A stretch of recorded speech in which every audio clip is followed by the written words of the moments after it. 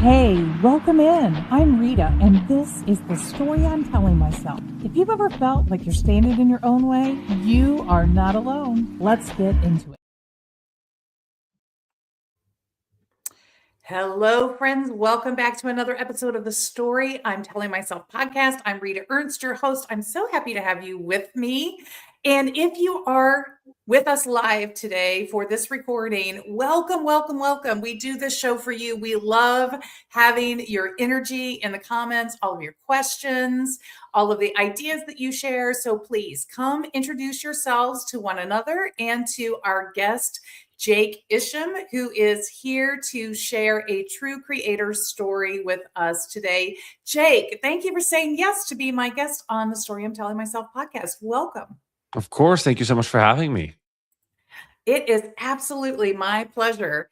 I am going to allow you to introduce yourselves to everyone, and I'm going to drop Jake's website address in the comments, and then it will also be in our show notes. And that is how he would love to connect with you. Jake, tell everyone who you are.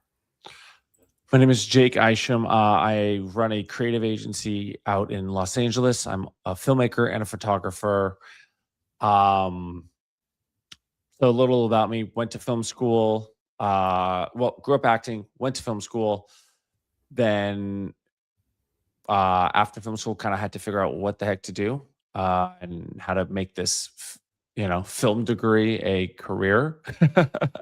And since then, I've built this agency. We've done over 1 billion views online for our clients, and we've worked with some amazing brands and some entrepreneurs. Travis Matthew, 511, Callaway, Campari, to Grant Cardone, Marshall Falk, Martin Cove. You kind of name it. Love it. Well, Jake, I'm sorry I botched your last name, Isham. I apologize. Jake Isham. All good. CreativeMindsOfficial.com is his website.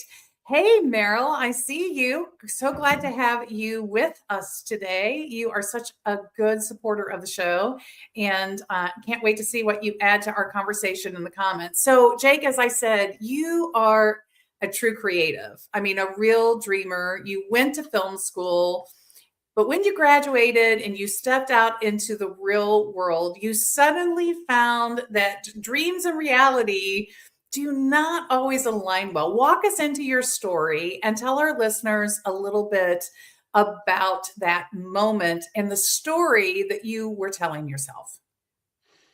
Yeah, I mean, it wasn't particularly a single moment.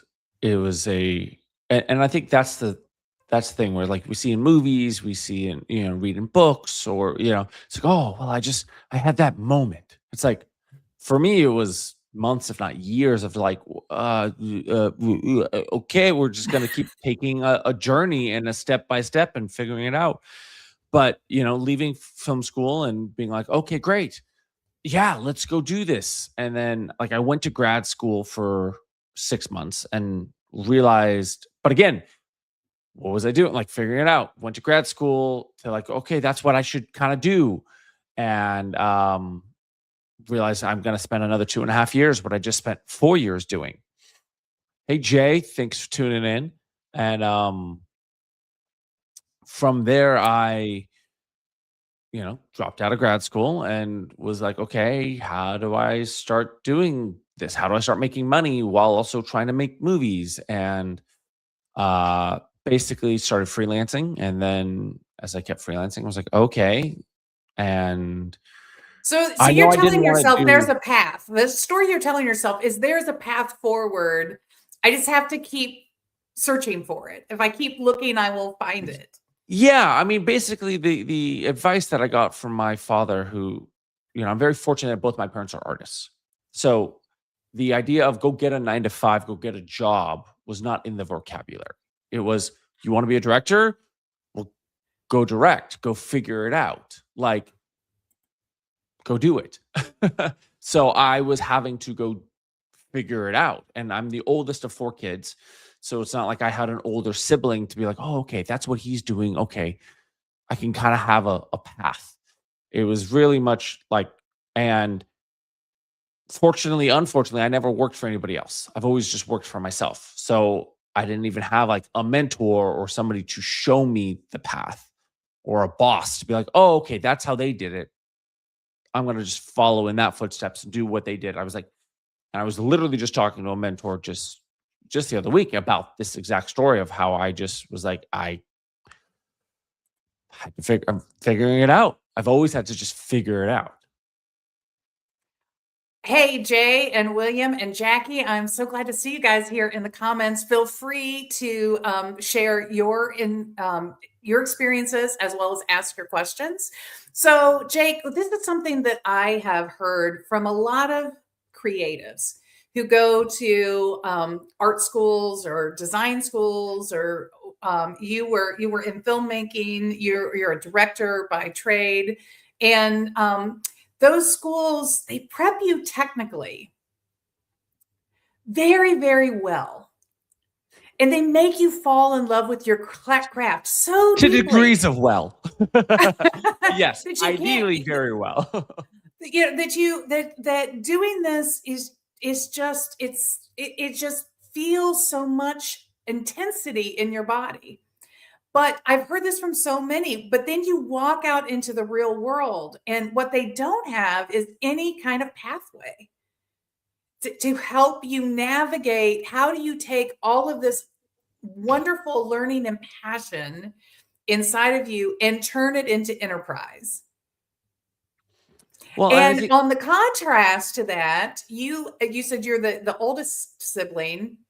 You had a younger sibling who was off to business school. Tell our listeners about the contrast of your experience and your siblings' experience.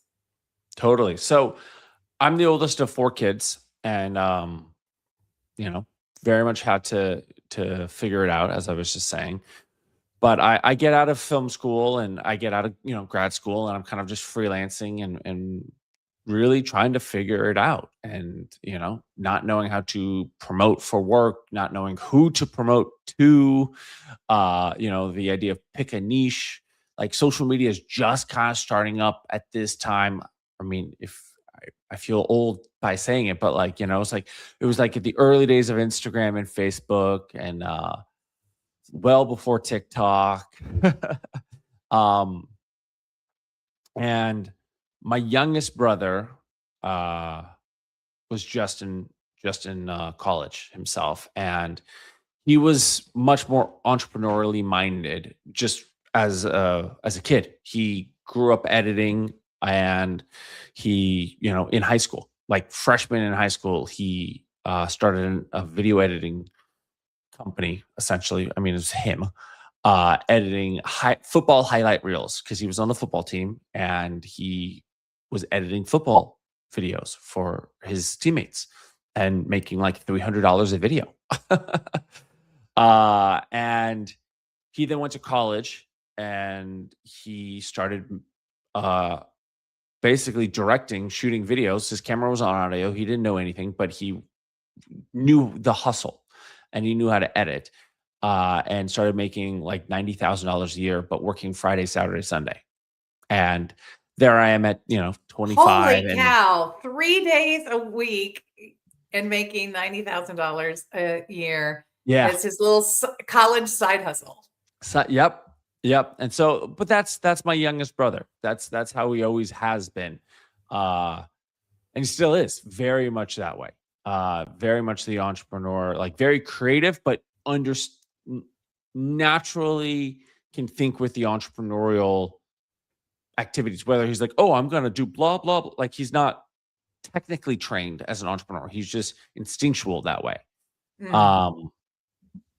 So it took me looking at him and going, how is he doing this? How is he able to expand and really create a career? And for me, was looking at, oh, he's in business school. He's a businessman. Like, he's thinking from the business side, and it's something that I just had to. Then I started, my own postgraduate school of learning business. It's so interesting, isn't it, that some people do just seem to have that gift of navigating the world, making connections, connecting ideas, connecting opportunities. So it sounds like you got curious, but when you were looking at this income stream, after all this effort that you had put in, I have to imagine that there was some internal narration going on that was not very kind to you about yourself. Can you tell Yeah. our listeners a little bit about that? Because I think that is something that we all battle. That saying, comparison is the thief of joy. I mean, here you have it right in your house, right?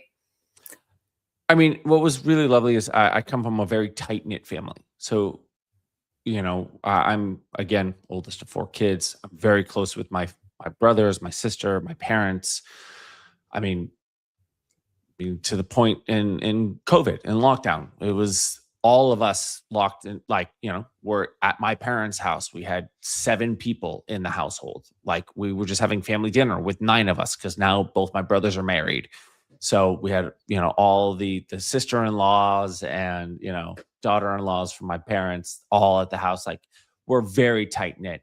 And so definitely had a lot of that, internal invalidation, that internal evaluations of like, oh, am I good enough? Am I not good enough? This, that, like, and I went through a lot of, kind of spiritual and mental healing and kind of breakthroughs to kind of really push through that, and a lot of study in terms of like, why does that happen? And just really figuring it out. And yeah, went through a lot of it, and can still continue. You like, it was interesting. There was a lesson that I learned years later, working with been very fortunate to work with a handful of millionaires and even a few billionaires and some of the top people in Hollywood. And I realized everybody is going through the same problems.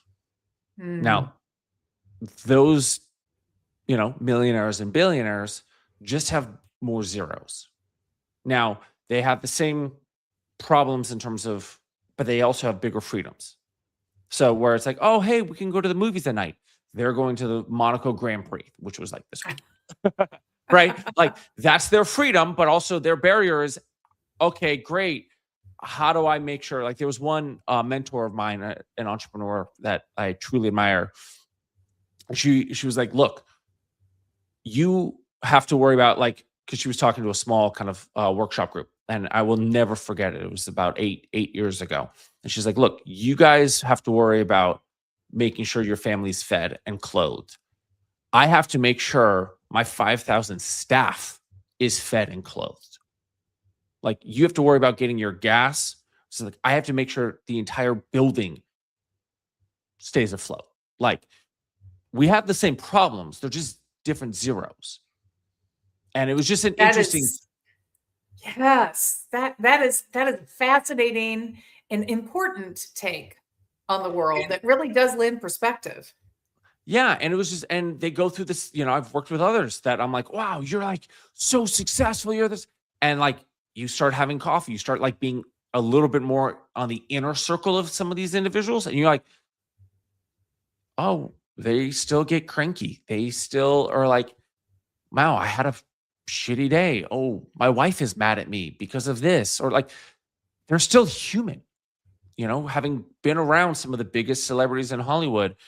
I'm not saying this to kind of like be pretentious and brag, but I'm saying it from the standpoint of like, it was lessons I learned of like,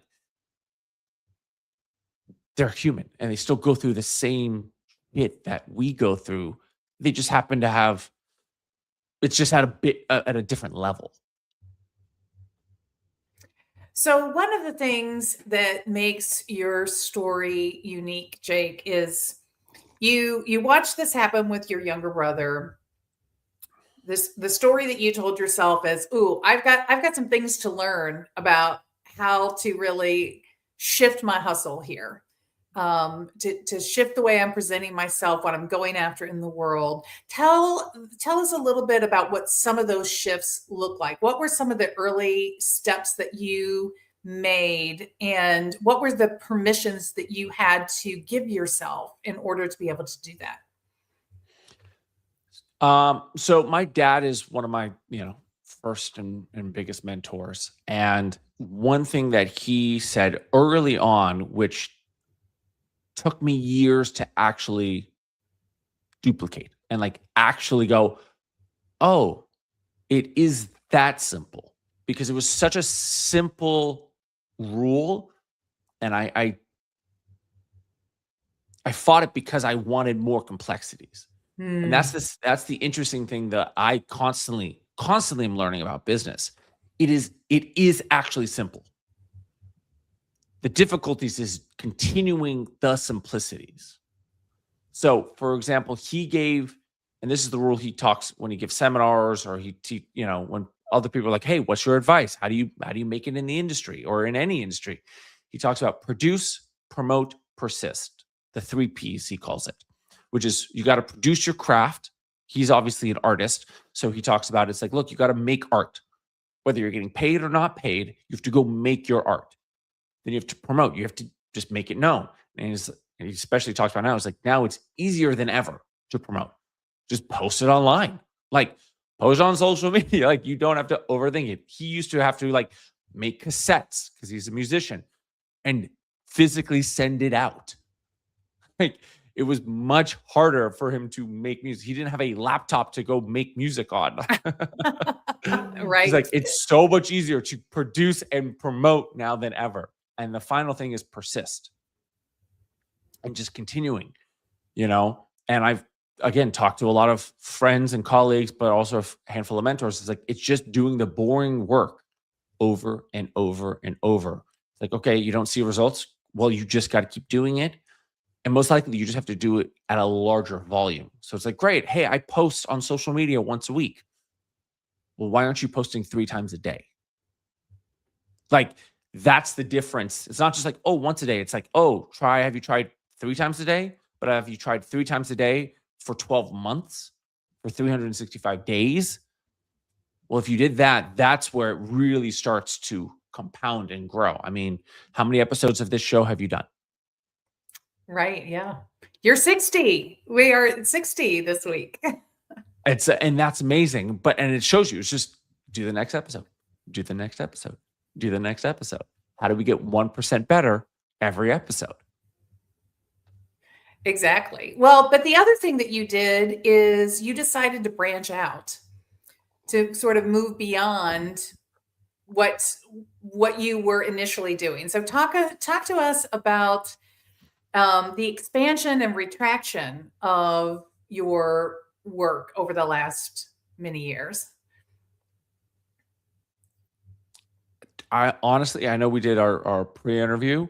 I don't actually remember what I Oh, mentioned. well, I'm so you've sorry. you've you sort of branched out into some other marketing kinds of areas, as I understand, correct? Yeah. And Okay. you've built your business up, but you've also burned it to the ground 6 times and Yes. sort Okay. of forced yourself to start over. So I want us to really uncover and unlock a little bit, because I think a lot of people, especially highly creative people that I have worked with, have this response to success. When they achieve success, but it's not really the success of their dreams, they tend to make this burn it down choice. So let's get into some of the psychology and the internal narrative behind that.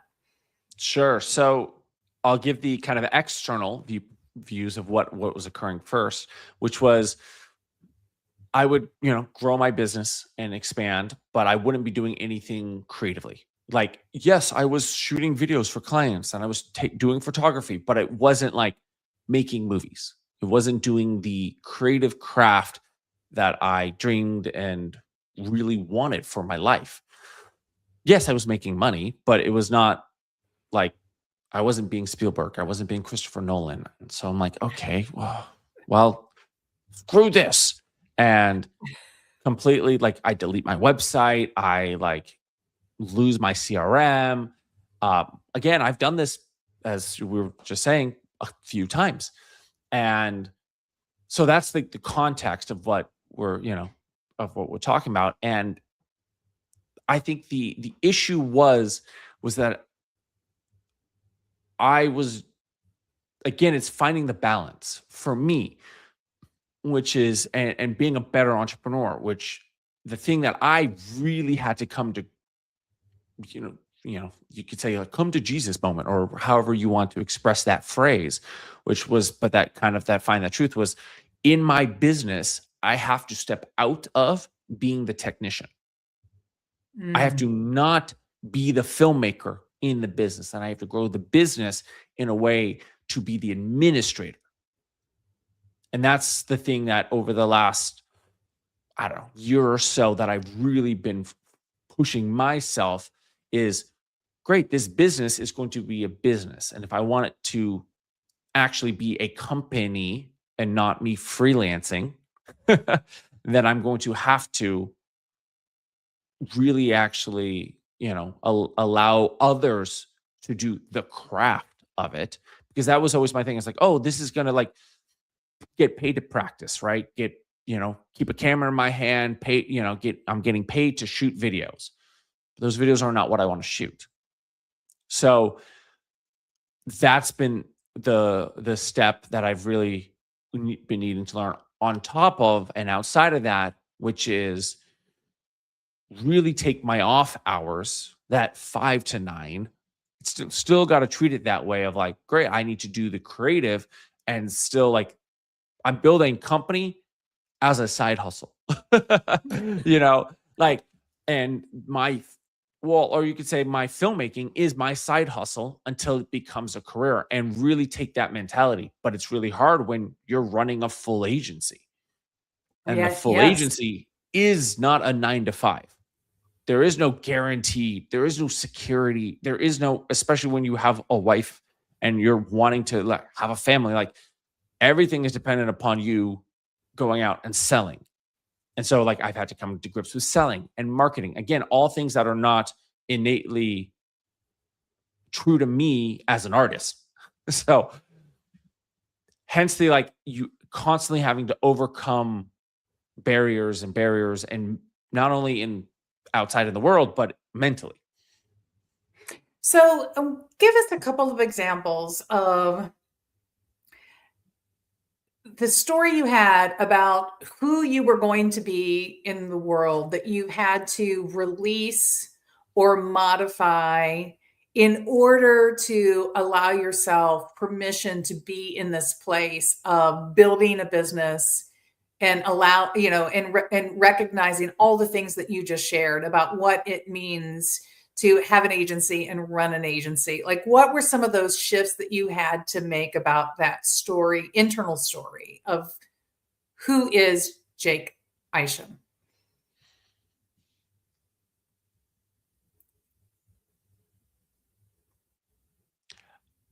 I've never had a problem with thinking big, of like, oh, of dreaming big, thinking big, big numbers, big aspirations. It's never been an issue with me. My timelines are off. Hmm. So a lot of the shift that I've had to have is simply just on the matter of fact of timelines and I being love that. It's willing. not that it's never going to happen or I've got to let go of it. It's that I have to put it in the right context of time. Yeah. And the only difference that it might take longer is the amount of work you spend on it. So if I am going to do two things at once, build an agency and be a filmmaker, well, how much effort I'm splitting my time, rather than if I built an agency for 12 hours a day, let's say, it might go twice as fast. How much time is wasted during the day? So I've had to really look at that on top of just really focusing on what's just the next step I need to get done. Because innately I'm an Very great artist. advice there. Focus on the next right step, right? Yeah. Yeah. Because I'm an artist, I naturally am very creative. Part of the thing with being creative is you want to start something new.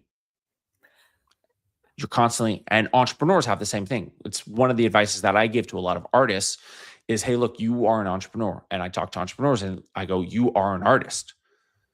So we have a natural you know the word I'm trying to say, inclivity, right? No, sounds right. a natural tendency Proclivity is to want to create and want to make something new and create and create and create. And because of that, we don't want to continue. We don't want to just go, okay, great. We're going to do the same boring thing. I'm going to do my outreach for today. I'm going to do my outreach again today. I'm going to do my out. You get bored really quickly. Some people say, yeah. I think ADD. I'm it's like, the I and I think go, it's the no, it's same not reason. ADD. It's not ADHD. What it is just you're an artist. You're creative. You want to create something new. There's nothing wrong with that. And so it's a skill that I've had to develop, which is it's okay to not create something new, to just continue on the path over and over. And it's a discipline thing to do that. So that's been the story I've been telling myself recently. I love that. I love that of reminding yourself that having that discipline. I coach a lot of entrepreneurs and a lot of creatives. I'm one of those rare people that creatives can really connect with well in terms of an executive coaching. So I've worked with many CMOs, and what you're naming, even the thing about complexity that you were saying earlier about it's so simple and you in your mind you're stuck on complex. That is part of that. I think that creative, the way I see that is sticking with the simplicity. It's been done. It's boring. It's like we want to make things more complex because who wants to do that same old bore thing that, so it needs to be, that needs some complexity to it to make it more interesting and new and fresh. Right. And so I've worked with many creative brain people, and this is a common thing that I for sure see. And it can be a real struggle to have that discipline to sit in the routine. Yeah. And it's just be willing to do the routine. And one of the things that I tell artists is figure out how to optimize the routine. Like, especially on the things that you don't want to do, whether it's the marketing, the sales, this, as we were even talking about before this podcast, how I've so optimized the podcast to allow you to do other things with your time. So it's one of the things that I'm a big fan of is like, if you figure out the system of how you can produce that product and get that thing done, and then figure out how you can automate as much of it so that you can buy back your time. I'm a big proponent of that, especially on the things that you don't enjoy. Yes. Well, we are in that season where we have a new crop of graduates who have been released into the wild to bring their dreams to life.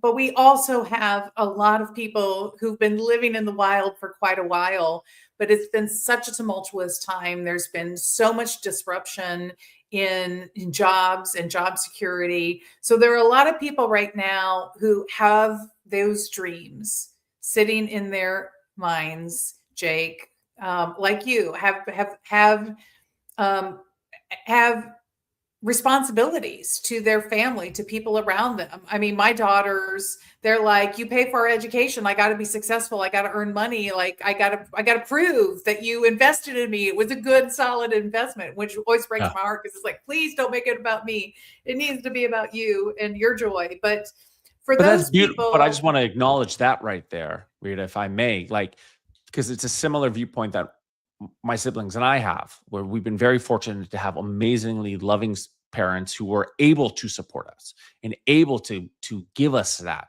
And my siblings and I have that same mentality, which is like, no, we need to prove to you, mom and dad, that like you made the right investment, like paying for our college educations it's like, no, it was 100% worth it. Like we are a good ROI.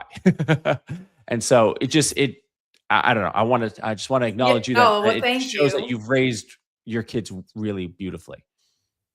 So for those who are in that story right now and that are struggling with that story, whether they're new out of college trying to make their parents proud, or they have a family that they're trying to take care of and they're in the struggle, what advice from your journey would you share to those listeners? Two things, and they both are going to suck to hear. They're not going to be fun, which is it takes a lot more work than you expect. To whatever degree of success you if your degree of success is I want to get a job and it pays a little bit more than you want it to, whether it's like, okay, great, sick at being paid $60,000, I want to get paid $90,000, or I'm sick of being paid $90,000, I want to get paid 120, or I don't have a job, I want to get any job. It's going to take a lot more work than you expect, and just be willing to be consistent in work that might not be the most fun, but it's the being consistent that will bring you success. And I guess one last thing that really is, I think, a very big key to my success, which is always be learning. I've seen it with others where, you even, and it's even not of like an older generation, like purely, I've seen it even with like my generation in our 30s, and even I've seen it with people in their 20s, which is just like, okay, I don't care to learn about AI, or I don't care to learn about, like, you're not going to advance. And even if you just little things to always be learning something better. How do you get a little better? How do you get a little better? And it's not like, oh, I need to be studying 12 hours a day. But I think between those kind of three things, really will set people up for success. I love those three things. And listen, friends, I think this is important. It might be a tough message of reality, but it's important to really hold on to this, because your inner critic is going to keep telling you all kinds of self-defeating stories. Um, as my friend Precious Williams says, every no is just a next. If it's not this time, you keep persisting. It's that you keep persisting, and whatever it is that you want, you've got to put yourself out there. You got to promote yourself way more than you think that you do, and you got to be persistent at it. And if you do those three things, then somebody is going to see you, The and over the the door overnight will open. success, the overnight success has been a 10-year journey. Isn't that so interesting how that happens, Jake? Yep. Right? That And it's no one's gonna watch the behind the scenes. Like, Alex Ramosi says it beautifully, which is the Rocky cutscene is 5 minutes, but it's a 5-year journey. right. That is And beautifully said. it takes putting in the hard work. It takes in the doing the work behind the scenes. I love the stories of Michael Phelps and Kobe Bryant, where, Michael Phelps did not miss a practice for 5 years straight. Because of that, I think he's the most uh, medaled Olympian of all time. He was the greatest swimmer for that decade. And Kobe Bryant doing 3 different workouts a day, where he talks about he would do 3 different workouts because most people would do 2.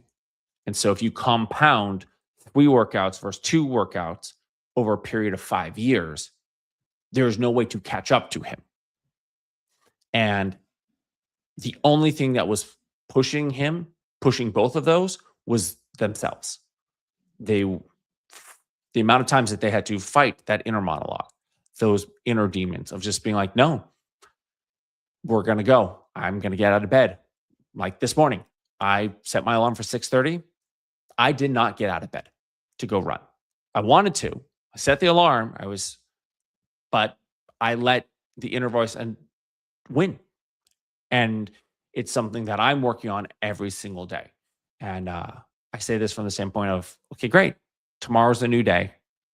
Get better at it. I love that you use the word compounding too, because that left a strong impression with me, Jake. That idea of you are investing in yourself.